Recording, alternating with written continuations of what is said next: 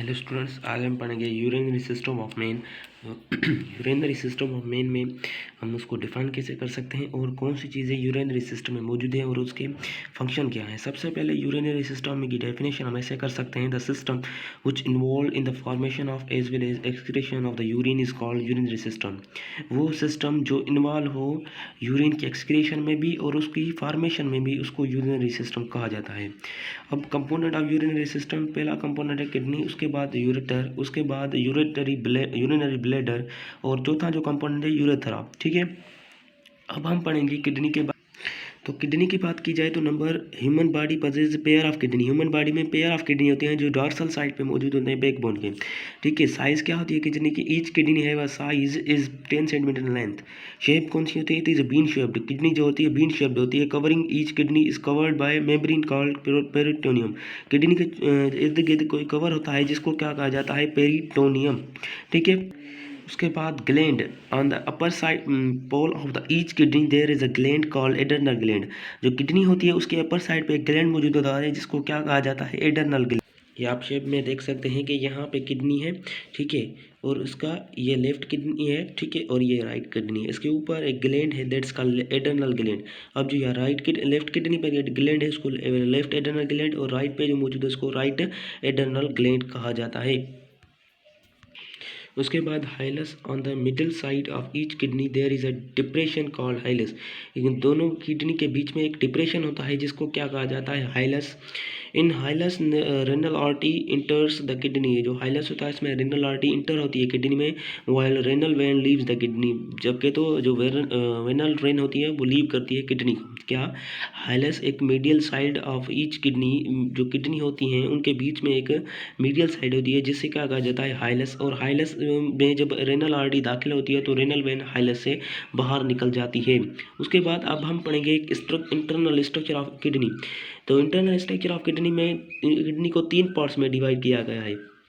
सबसे पहला पार्ट है renal cortex, renal medulla, second है, थर्ड है रेनल पेल्विस। ठीक है, तो सबसे पहले रेनल कॉर्टेक्स की बात लेते हैं कि it is the outer darker region of kidney. ये जो आउटर डार्कर रीजन है किडनी का, ठीक है, उसे क्या कहा जाता है? Renal cortex. It contain all the parts of nephron. इसके सब पार्ट में नेफ्रॉन मौजूद होते हैं एक्सेप्ट लूप ऑफ एनल। इसमें जो लूप ऑफ एनल होता है इसमें नेफ्रॉन मौजूद नहीं होते। जैसे इस शेप पे आप देख रहे हैं कि यहाँ पे ये जो डार्कर रीजन है किडनी का, इसे क्या कहा जाता है? इसे कॉर्टेक्स कहा जाता है। ठीक है, ये डार्कर रीजन है। ठीक है, अब सेकंड है renal medulla. It is the inner lighter region of kidney. ये क्या है? इनर लाइटर रीजन है किडनी का। It contain loop of Henle. ये क्या करता है? लूप ऑफ एनल कंटेन करता है। ठीक है, और उसके बाद है रेनल पेल्विस, थर्ड पार्ट है किडनी का। It is the dilated part of the kidney. ये क्या है? डायलेटेड पार्ट है किडनी का। इट इज़ फ्लास्क शेप, एक फ्लास्क शेप है। फ्लास्क शेप कैसे होता है? अब ये ऐसे, यानी एक फ्लास्क शेप्ड है। ठीक है, it collect urine from the tip of renal pyramid. जो रेनल पायरामिड है उसकी टिप से ये क्या करता है? यूरिन। ये आप देख रहे हैं दिट्स, ये है मेडुला। ठीक है, उसके बाद ये मेडुला है और ये है पायरामिड।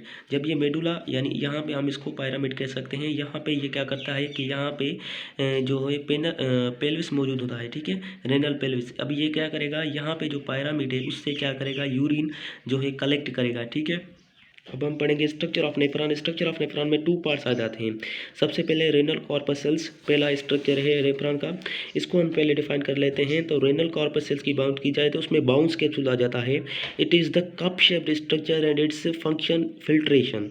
ये कप शेप्ड स्ट्रक्चर है जिसका काम क्या है? फिल्ट्रेशन है। ठीक है, रेनल कॉर्पस में दूसरी चीज़ आ जाती है, it is a network of blood capillaries. ये क्या है? ब्लड कैपिलरीज का नेटवर्क है। अगर हमको कोई एमसीक्यूज आ जाता है कि व्हाट इज ग्लोमेरुलस, तो it is a network of blood capillaries. It receives blood from the afferent arteriole. Efferent arteriole जो ब्लड को, यानी जो है ब्लड को लेके आती हैं, दैट्स कॉल्ड एफरेंट आर्टियोल। जो रिसीव करती हैं ब्लड को, that's called efferent arteriole. Efferent arteriole is further divided into 2 parts, branches. Efferent arteriole को फर्दर डिवाइड किया गया है 2 ब्रांचेज में। सबसे पहले पेरीट्यूबुलर कैपिलरीज, उसके बाद वाजा रेक्टा। पेरीट्यूबुलर कैपिलरीज को डिफाइन करते हैं तो these capillaries supply blood to proximal convoluted tubule and distal convoluted tubule. They lie in the cortex. ये क्या करती हैं, कैपिलरी सप्लाई करती हैं ब्लड किसको, जो प्रॉक्सिमल कन्वोल्यूटेड ट्यूबल हैं और उसके बाद डिस्टल कन्वोल्यूटेड ट्यूबल हैं उनको, और ये किस में मौजूद होती है, ये कॉर्टेक्स में मौजूद होती हैं। उसके बाद सेकंड पॉइंट है vasa recta. It is straight blood vessel. ये क्या है, स्ट्रेट ब्लड वेसल है and move parallel loop of Henle, और क्या करती है, लूप ऑफ एनल के पैरेलल मूव करती है। It lies in the medulla. ये क्या किस पे लाई करती है, मेडुला पे लाई करती है, ठीक है। अब आ जाती है नेफ्रॉन की सेकंड जो है स्ट्रक्चर। तो it is consist of 3 parts. इसमें 3 पार्ट्स हैं नेफ्रॉन की सेकंड स्ट्रक्चर में। रेनल ट्यूबल उसको कहा जाता है। फर्स्ट पार्ट है प्रॉक्सिमल कन्वोल्यूटेड ट्यूबल, सेकंड है लूप ऑफ एनल, थर्ड है डिस्टल कन्वोल्यूटेड ट्यूबल, ठीक है। प्रॉक्सिमल कन्वोल्यूटेड ट्यूबल पहला टाइप है proximal convoluted tubule. It is the first part of renal tubule. ये क्या है, रेनल ट्यूबल का फर्स्ट पार्ट है which arises from the Bowman's capsule. Bowman's capsule है जिससे ये अराइज होती हैं and it is highly convoluted. ये क्या है, हाईली कन्वोल्यूटेड है। प्रॉक्सिमल कन्वोल्यूटेड ट्यूबल एक फर्स्ट पार्ट है रेनल ट्यूबल का जो बाउमेंस कैप्सूल है उससे अराइज होती हैं और हाईली कन्वोल्यूटेड होती हैं, और ये it lies in the cortex. ये कहाँ पे होती हैं, ये कॉर्टेक्स में लाई करती हैं।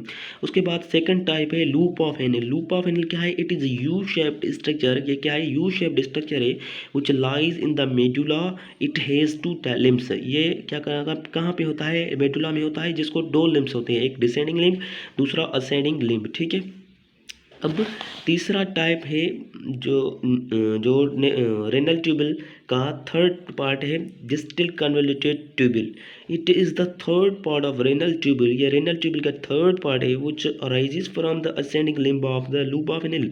जो लूप ऑफ एनल का असेंडिंग लिम्ब है, असेंडिंग लिम्ब है लूप ऑफ एनल का, वहाँ से अराइज होता है and it is highly convoluted. ये क्या है, हाईली कन्वोल्यूटेड है। It lies in the cortex. ये कहाँ पे होता है, ये कॉर्टेक्स पे मौजूद होता है। Collecting ducts. अब कलेक्टिंग डक्ट्स क्या है, it collect urine from the distal convoluted tubule. या डिस्टल कन्वोल्यूटेड ट्यूबल से क्या करती हैं, यूरिन कलेक्ट करती हैं and send it to the pelvis, और उसको पेल्विस की तरफ भेजती हैं, ठीक है। अब हम पढ़ेंगे टाइप्स ऑफ नेफ्रॉन। तो टाइप्स ऑफ नेफ्रॉन में सबसे पहले कॉर्टिकल नेफ्रॉन आ जाता है। तो कॉर्टिकल नेफ्रॉन को डिफाइन कैसे करते हैं, ना nephron with its kilometres present in the outer cortex. जो इसका किलोमीटर्स प्रेजेंट है वो आउटर कॉर्टेक्स में मौजूद है, उसको क्या कहेंगे, cortical nephron. They have very small loop of Henle. इनके पास स्मॉल लूप ऑफ एनल है which dip very small in the medulla. जो बहुत थोड़ा सा डिप है, वेरी स्मॉल डिप है मेडुला में, ठीक है। उसके बाद दूसरा टाइप है नेफ्रॉन का juxtamedullary nephron. Nephron with its glomerulus present in the inner cortex. Nephron जिसका ग्लोमेरुलस इनर कॉर्टेक्स में मौजूद हो उसको कहेंगे juxtamedullary nephron. They have very large loop of Henle. इस पे लार्ज लूप ऑफ एनल है which dip very largely in the medulla, जो बहुत ज़्यादा डिप होता है मेडुला में, ठीक है। जक्स्टा मेडुलरी नेफ्रॉन उसको कहा जाता है जिसका जो ग्लोमेरुलस है वो कॉर्टेक्स के इनर साइड में मौजूद हो और ये इसमें लूप ऑफ एनल जो हो वो प्रेजेंट हो और बड़ी साइज में मौजूद हो और वेरी डिप, बहुत ज़्यादा डिप हो मेडुला में, ठीक है। तो स्टूडेंट्स आज के लिए इतना ही। हमारे चैनल को लाइक करें, सब्सक्राइब करें और शेयर करें ताकि हमारी न्यू वीडियोस आपके पास पहुंचती रहें और आप हमसे लर्न करते रहें।